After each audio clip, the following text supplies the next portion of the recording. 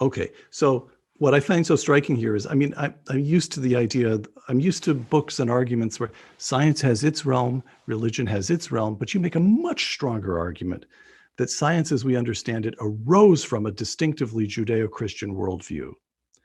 And that, well, so the next question is, what happened? We've already quoted Kepler, God created us after his own image.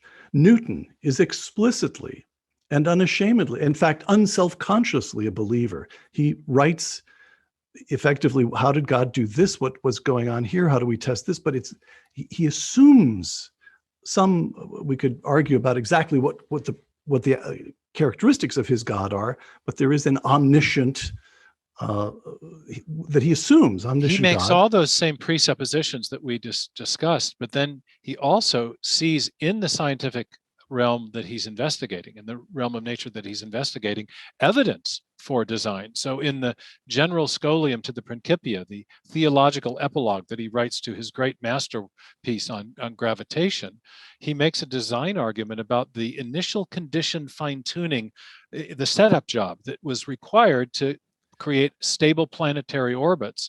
And in this memorable passage, he says, this most beautiful system of sun, planets, and comets could only proceed from the counsel and dominion of an intelligent and powerful being.